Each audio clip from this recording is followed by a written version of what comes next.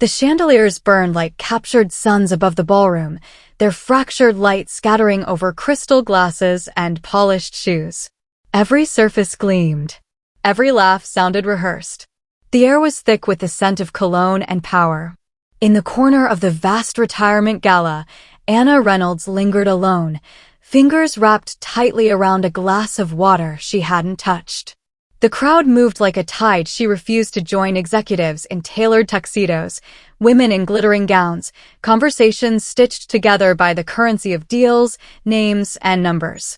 She had told herself not to come. 5 years of silence from her father should have been enough warning. Yet here she was, seated at table 17, deliberately placed just far enough from the stage to remind her of her status. The screen at the far end of the ballroom flashed images of Thomas Reynolds, her father, through the decades, young and hungry, shaking hands with governors, cutting ribbons, ringing the bell on Wall Street. Each photo drew thunderous applause. Anna could hear the rehearsed pride in every cheer, but for her it was a knife twisting. She remembered those years not in triumph, but in slammed doors and words that bruised worse than fists. A murmur swept through the crowd as Thomas himself emerged from behind the velvet curtains. 63, tall, sharp in his Armani suit, his Rolex catching the light like a blade. Applause roared. He basked in it like a monarch. Anna's throat tightened. She had once adored him. Once believed his empire of glass and steel had been built for her too. But tonight, she was a ghost at her own father's coronation. She tried to steady her breath. She was not here for him. She was here to watch, to remember, to remind herself why she had chosen a life far from this marble prison. Ladies and gentlemen, the master of ceremonies announced, tonight we celebrate 30 years of brilliance, vision, and leadership. The man who built Reynolds International into the fortress it is today, Thomas Reynolds. Thomas took the microphone with ease. His voice filled the hall, deep and commanding, crafted from decades of boardroom wars. He spoke of loyalty, of sacrifice, of empire. He spoke of legacy. And then, with a smirk that only Anna noticed, he shifted. I have been blessed with children, he said. Brilliant children. One a surgeon, saving lives every day. Another, Marcus, already one of the youngest vice presidents in Wall Street history. And then, his eyes found Anna in the crowd like a predator sighting prey. And then there's Anna. The ballroom stilled. A single laugh, sharp as broken glass, slipped from someone near the front. My daughter, the teacher, Thomas said, drawing out the word as though it were a blemish. While the rest of U.S. built towers, she chose chalk and erasers. 50,000 a year. Imagine that. In this family, laughter rippled through the audience, small at first, then louder, emboldened by his cruel permission. Anna felt the heat rise in her face. Her knuckles whitened around her glass. She wanted to stand, to shout, to tell them what she knew. But not yet. Not here. Not until the right moment. Instead, she lowered her gaze to the tablecloth, tracing the embroidery with trembling fingers. The humiliation clung to her skin like smoke. Her father continued, oblivious to, or perhaps savoring, her silence. But hey, he said, his voice booming with false warmth, every empire needs a mascot. A reminder of what happens when you aim too low. The laughter this time was merciless. Champagne flutes clinked. Applause scattered across the room like applause for a comedian's punchline. Anna swallowed hard. In her mind, she saw the faces of her students, the ones who brought her drawings, who whispered their fears to her after class, who believed in her when her own father didn't. That was her fortress. Not this. Not him. Still, the sting carved deep. The humiliation wasn't new, but in this gilded hall, in front of 200 of New York's elite, it landed like a public execution. She forced herself to lift her head. Across the room, her brother Marcus grinned like a wolf, his wife shimmering in Cartier diamonds at his side. Their table was closer to the stage, closer to their father's throne. Anna set down her glass. The ice inside had melted to nothing. For a moment, the noise of the party blurred, replaced by the steady hammering of her own heartbeat. She would not cry here. She would not break. Because what Thomas Reynolds didn't know, what no one in this room knew, was that the empire he had paraded tonight no longer belonged to him. The applause still echoed in Anna's ears long after her father stepped off stage. The ballroom had erupted back into chatter, waiters weaving through the maze of tables with silver trays, guests laughing too loudly, glasses refilling as though cruelty was just another course in the evening's feast. Anna sat frozen, her smile painted thin and brittle. Every muscle in her face ached from holding it in place. Inside, though, her chest burned. She remembered being 10 years old, sitting on the marble stairs of their Greenwich estate, waiting for her father to come home. She had drawn him pictures of her classroom, her dolls lined up as students. He had laughed then too, not cruelly, not publicly, but dismissively. "You'll grow out of this phase, Anna. Reynolds don't play school, they run empires." She hadn't grown out of it. And he had never forgiven her. Across the room, Marcus leaned back in his chair, glass of champagne tilted lazily in his hand, smirking at her like a man who had already won. He lived in tailored victories, record-breaking promotions, glossy magazine spreads, weekends in the Hamptons. To the outside world, he was the heir apparent. To their father, he was the proof that ambition ran in the blood. But Anna knew the cracks in Marcus's shine. She had seen the emails, the numbers that didn't add up. She had traced the signatures that screamed of shortcuts and shadows. Tonight, she carried those secrets in the folder tucked neatly in her bag beneath the tablecloth. The weight of it pressed against her leg like a hidden weapon. "Anna." A soft voice pulled her back. Her sister, Sarah, leaned close from the next chair. A surgeon with hands steadier than ice, Sarah wore her white silk gown like armor. Her eyes, however, carried storms. "You shouldn't let him do this to you," Sarah whispered. Anna forced another smile. "He's been doing it my whole life. Why stop tonight?" Sarah's jaw tightened. For a heartbeat, Anna saw the sister who used to patch her scraped knees, who used to sneak into her room with chocolate bars when their father's lectures stretched past midnight. Then, just as quickly, Sarah's gaze shifted back toward the stage, where Thomas was shaking hands with shareholders. She clapped politely, her mask sliding back into place. Anna understood. In this family, masks were survival. The lights dimmed slightly as the dinner courses began to arrive, plates of seared scallops and truffle risotto placed delicately before the guests. Anna stared at her untouched food, appetite strangled by the knot in her stomach. Around her, the conversations turned sharper, faster, projections, mergers, whispers of upcoming deals. Words like daggers, every sentence about money, leverage, control. This was their oxygen. And it had always suffocated her. She glanced down at her lap, her hand brushing the folder again. Her grandfather's voice echoed in her memory, softer than her father's, but sharper in its conviction. "Real power isn't in what you own, Anna. It's in what you choose to do with it."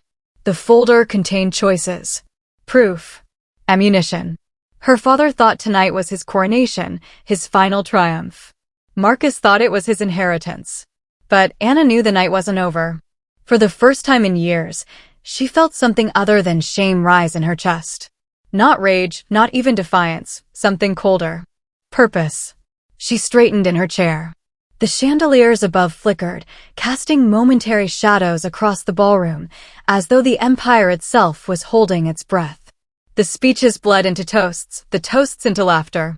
The ballroom buzzed, golden and loud, but Anna's world had narrowed to the steady thud of her pulse. Each beat seemed to count down to something she couldn't yet name. A sudden clink of a knife against glass cut through the noise. The master of ceremonies rose once more.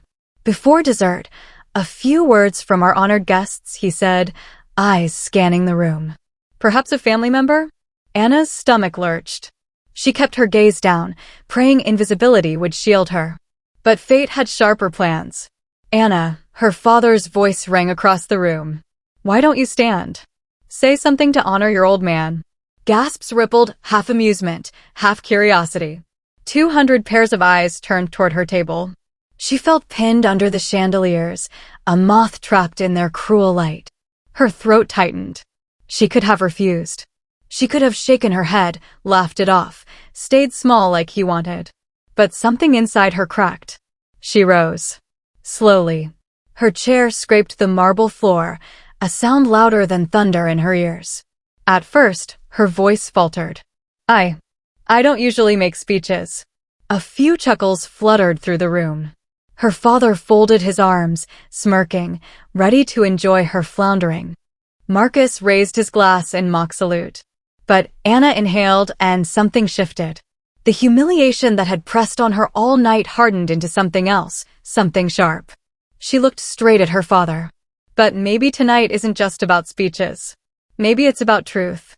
The ballroom stilled. The clatter of silverware hushed. I've listened to everyone applaud 30 years of power, she continued, voice growing steadier, stronger. And yes, you built an empire, Dad. No one can deny that. But empires aren't just made of numbers. They're built on people. On choices. On the ones left behind. Murmurs stirred. Marcus's smile twitched. Sarah's eyes widened, torn between admiration and fear. Anna's hand brushed the folder in her bag. She could feel the heat of it like a brand, daring her to go further, to pull it into the light. But the timing wasn't right. Not yet. She had to draw them in first. She turned to the crowd, scanning faces that moments ago had laughed at her. I chose to teach. To stand in front of kids who have nothing, no legacy, no safety net, and remind them that their lives matter. Some people see that as weakness. I see it as building something that lasts longer than a glass tower. A hush. Uneasy shifting. Thomas's smirk faltered, only slightly, but Anna saw it. Her voice dropped softer, almost intimate. And maybe tonight isn't about endings. Maybe it's about who gets to decide what comes next. For a moment, silence held. Then a voice cut through from near the front, deep and deliberate. Excuse me, said Richard Blackwood, her father's longtime business partner. He stood, adjusting his cufflinks, his gaze fixed not on Thomas, but on Anna. Forgive me for interrupting, but I need to ask. He paused, and the air grew electric. Are you, Blackwood said carefully, the Reynolds listed on the board registry? The one with controlling shares. The room erupted. Gasps, whispers, a ripple of disbelief spreading like fire through dry grass. Anna froze, her secret flaring in the open at last. Thomas's face blanched, his smirk collapsing into something raw, unguarded. Marcus's champagne glass slipped in his hand, liquid spilling across the white linen. The chandeliers above seemed to tremble, scattering fractured light over a kingdom suddenly crumbling. The ballroom was no longer a party. It was a courtroom. Every face turned toward Anna, eyes sharp with curiosity, suspicion, hunger. The hum of whispers echoed against the marble like a storm gathering offshore. Thomas's voice cut through first, hard as stone. Richard, he said, his jaw tight. Don't be ridiculous. But Blackwood didn't sit. His gaze stayed locked on Anna, unwavering. I asked a question. And I think this room deserves an answer. Anna felt the weight of 200 stares pressing into her skin. Her knees trembled. She could feel the folder against her thigh, heavier than lead now. This was the moment she had prepared for and dreaded. Her father's hand gripped the microphone. Anna, he said, low and warning. Sit down. It was the same tone he had used her entire childhood. The tone that ended arguments, that reminded her she was small, that her voice did not belong in his world. For a second, she nearly obeyed. Her chair seemed to pull her back, begging her to sink down, to vanish. But then she saw Marcus. His smug grin had returned, thin and venomous. He thought this was just another joke, another humiliation. And something inside her snapped. She stood taller. Her voice, when it came, was steady. Yes, she said, her words carrying through the hall. I am that Reynolds. The crowd gasped. A murmur rolled like thunder. Phones appeared, recording, capturing history in real time. Thomas's face drained of color. That's impossible, he barked. You don't understand how this works. You've never been part of this company, because you never let me, Anna shot back, the years of silence breaking open. Because to you, I was never enough. Not ambitious enough. Not ruthless enough. Just a teacher. The last words dripped with acid. She hadn't meant to spit them like that, but once released, they tasted like freedom. Marcus stood now too, voice slick with false calm. This is insane. You think you can stand in here with chalk dust on your sleeves and tell us you belong? Anna turned toward him, eyes burning. I don't need to prove I belong to you. Or to him. She glanced at her father, who stood rigid, fury trembling at the edges of his composure. The shares speak for themselves. Grandfather made sure of that. The name landed like a ghost in the room, William Reynolds. The founder. The legend. The man even Thomas still feared in memory. Blackwood's face softened, almost respectful. Then it's true, he said quietly. The whisper sharpened, fractured into chaos. Executives shifted in their seats. Journalists at the back of the hall scribbled furiously. Anna's pulse pounded. She hadn't planned to reveal it this way. But the truth was out, and the weight of it pressed on every corner of the room. Her father slammed the microphone down on the table. The sound cracked like a gunshot. Enough, he roared. This is still my night. My legacy. My company. His voice shook the walls, but the power in it had changed. For the first time, it sounded desperate. Anna's chest heaved. She wanted to scream, to cry, to throw the folder across the room and burn it all down. But she held still, forcing herself to stand calm, to hold his stare. She had carried his shadow her whole life. Tonight, she would finally step out of it. The silence that followed was suffocating. Every guest, every camera, every whisper waited. The fault line had cracked. The collapse was coming. The ballroom was a tinderbox, every breath a spark. Thomas stood on the stage, red-faced, his fists clenched against the polished oak podium. Marcus hovered at his side like a vulture, ready to swoop in and claim the scraps. And Anna finally let her hand slip beneath the tablecloth. She drew out the folder. The leather edges scraped against the linen as she laid it flat. Gasps rippled. Phones tilted upward. The air grew hot. Her voice sliced through the tension. You want legacy? Let's talk about what you've built. She opened the folder, sliding out sheets of paper. Not just numbers, evidence. Emails. Contracts. Transactions that stank of rot. She held one page up, her hand steady despite the tremor in her chest. Phoenix Corporation offshore accounts. False reporting. And signatures that belong. She looked directly at Marcus. To you. The crowd erupted. Murmurs snapped like whips. Marcus's grin faltered, the mask splintering. This is fabrication, don't lie, Anna cut him off. I traced them. I know the trail. Grandfather knew too. That's why he gave the shares to me, not you. He saw what you were becoming. Marcus surged forward, but Blackwood blocked him with a calm hand, his face unreadable. Sit down, he said coldly. Thomas slammed his palm against the podium.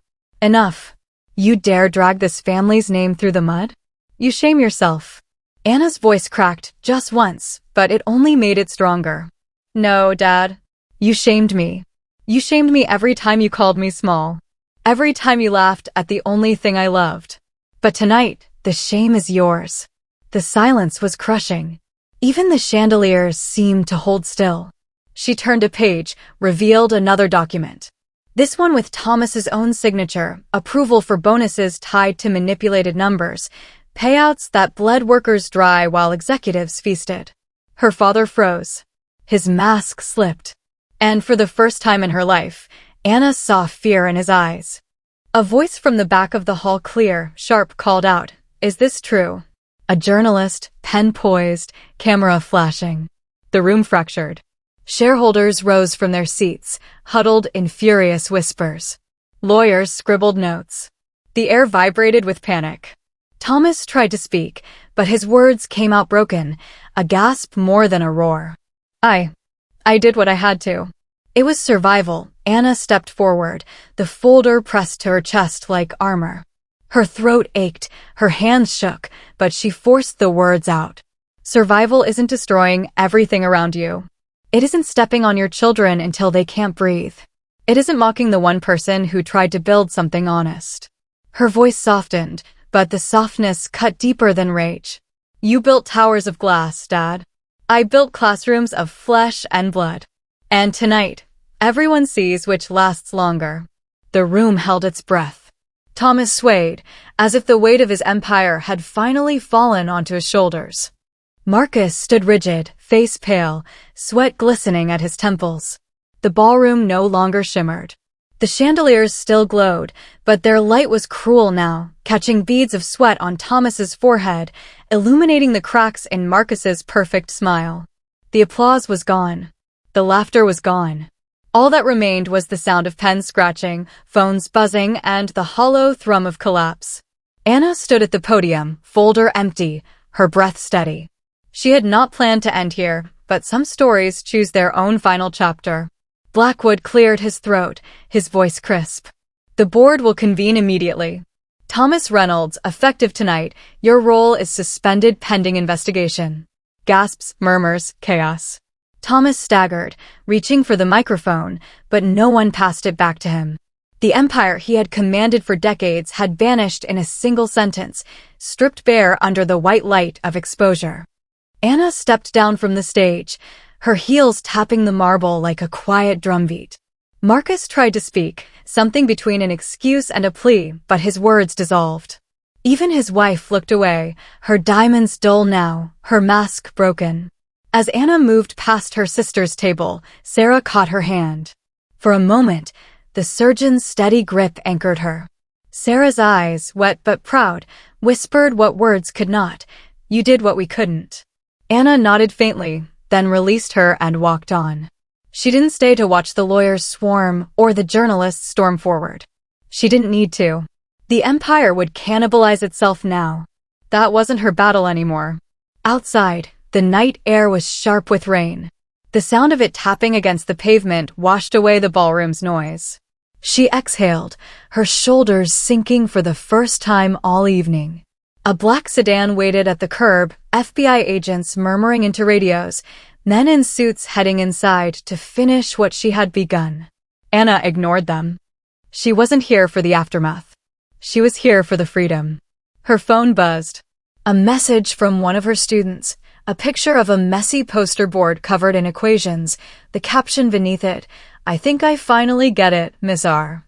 A laugh broke from her chest, unsteady, edged with tears. It was absurd and perfect. While her father fought for survival under the chandeliers, her students were fighting for futures with paper and ink. And that mattered more. She walked toward her old Honda Civic parked at the edge of the lot. It looked small, ordinary, out of place among the Ferraris and Bentleys. Yet as she opened the door, she realized it was the only thing that still felt like hers. Before sliding in, she glanced back at the glowing hotel, the empire crumbling inside. For the first time, she felt no pull to return. Her father had built towers of glass. She would build something else, quiet, unshakable, alive. She turned the key. The engine sputtered, then roared to life. Rain streaked the windshield like threads of silver. Anna gripped the wheel, her voice soft, meant only for herself. This is my legacy. And with that, she drove into the night, away from chandeliers, away from shadows, toward the only empire that could never be stolen, the one she carried in her hands, in her classroom, in her own name.